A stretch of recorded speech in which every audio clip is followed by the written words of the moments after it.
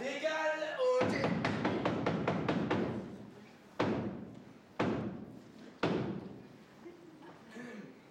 au tabac. C'est la passion des honnêtes gens. Et qui vit sans terre?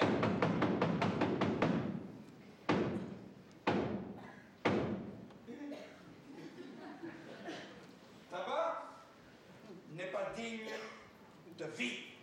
Non seulement il réjouit et purge les cerveaux humains, mais encore il instruit les âmes à la vertu. Et l'on apprend avec lui à devenir honnête homme.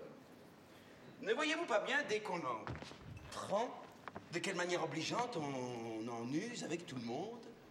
Et comme on est ravi d'en donner à droite et à gauche, partout où l'on se trouve. On n'attend pas même qu'on en demande, et l'on court au-devant du souhait des gens, tant il est vrai que le thé.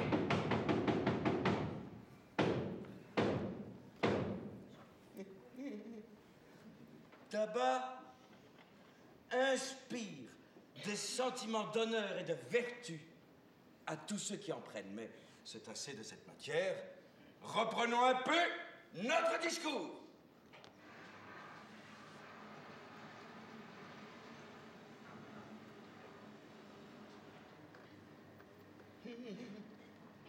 Et oh.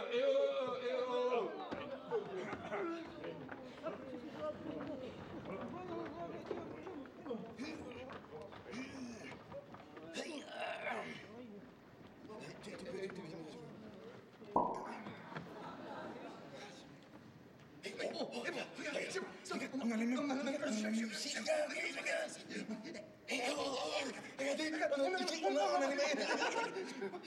Si bien donc, cher Gusman, que Don Elvire, ta maîtresse, surprise de notre départ, s'est mise en campagne après nous, et son cœur, que mon maître a su toucher trop fortement, n'a pu vivre, dis-tu, sans le venir chercher ici.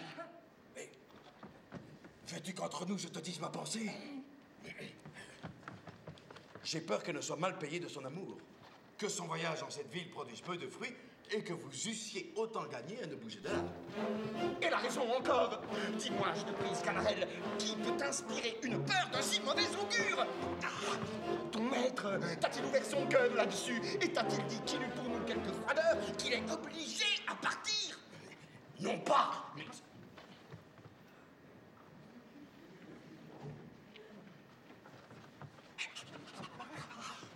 à vue de pays, je connais à peu près le train des choses. Et sans qu'il manque rien dit, je gagerais presque que l'affaire va là. Je pourrais peut-être me tromper, mais enfin, sur de tels sujets, l'expérience m'a pu donner quelques lumières. Quoi? Ce départ si peu prévu serait une infidélité de Don Juan. Il pourrait faire cette injure au chaste feu de Don Elvire. Non, c'est qu'il est jeune encore et n'a pas le courage. Un homme de sa qualité ferait une action si lâche. Eh oui, sa qualité. La raison en est belle, et c'est par là qu'il s'empêcherait des choses.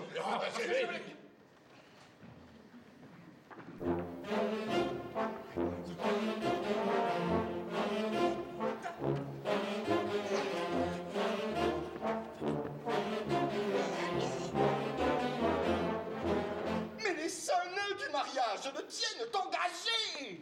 Oh, mon pauvre Gusman, mon ami, tu ne sais pas encore, crois-moi, quel homme est Don Juan.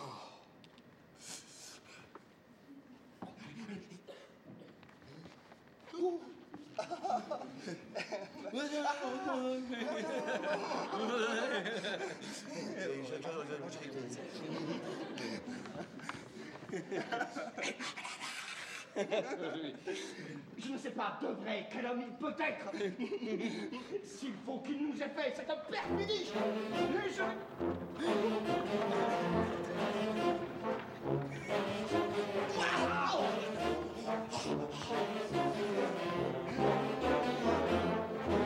Et je ne comprends point, comme après tant d'amour et d'impatience témoignée, tant d'hommages pressants, de vœux, de soupirs et de larmes.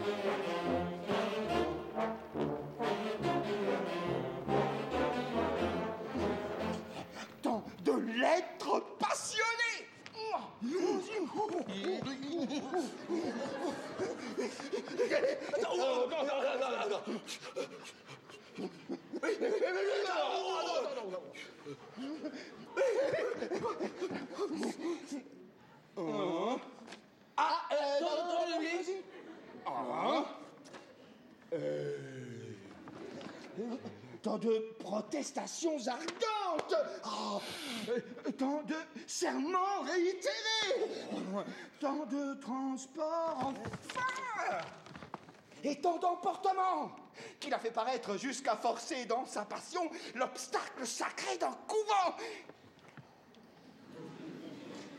Pour mettre Don Elvire en sa puissance, je ne comprends pas, dis-je, comme après tout cela, il aurait le cœur de pouvoir manquer à sa parole.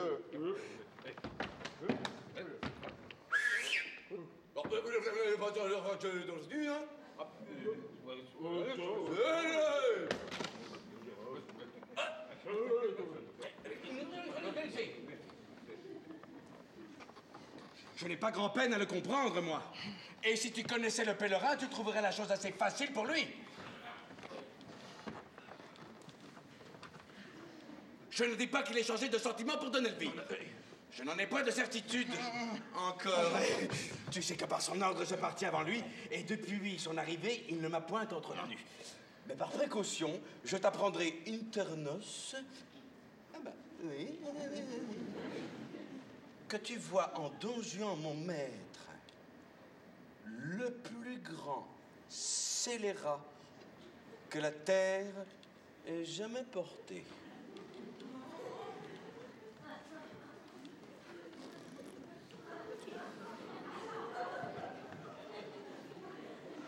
Un enragé, un chien, un diable, un turc, un hérétique, qui ne croit ni ciel ni enfer, ni loup-garou, qui passe cette vie en véritable bête brute, un pourceau d'épicure. You.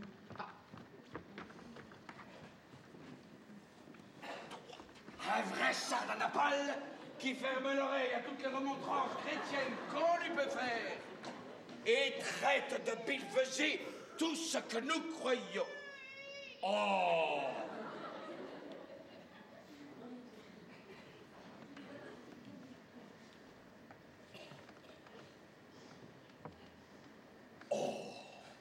Mais... Tu me dis qu'il a épousé ta maîtresse. Crois qu'il aurait plus fait pour sa passion. Et qu'avec elle, il aurait encore épousé toi, son chien et son chat. Miaou! Miaou! Un mariage ne lui coûte rien à contracter. Il ne se sert pas d'autres pièges pour attraper les belles. Et c'est un épouseur à toutes mains. Dame, demoiselle, bourgeoise, paysanne. Il ne trouve rien de trop chaud ni de trop froid pour lui. Et si je te disais le nom de toutes celles qu'il a épousées en divers lieux? Oui, mais ce serait un chapitre à durer jusqu'au soir. Tu demeures surpris? Et change de couleur à ce discours? Ce n'est là qu'une ébauche du personnage. Et pour en achever le portrait, il faudrait bien d'autres coups de pinceau. Suffit qu'il faut que le courroux du ciel accable quelques jours, qu'il me vaudrait bien mieux d'être au diable que d'être à lui. Et qu'il me fait voir tant d'horreur que je souhaiterais qu'il fût déjà... je ne sais où.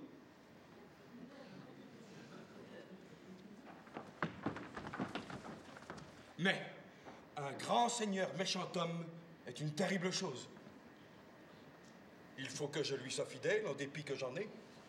La crainte en moi fait l'office du zèle, brille de mes sentiments, et me réduit d'applaudir bien souvent à ce que mon âme déteste.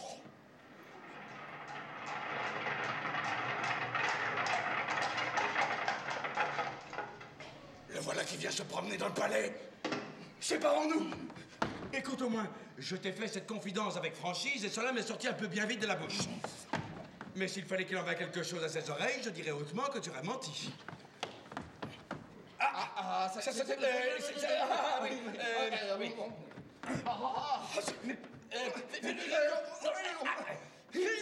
Mon Dieu. Boum.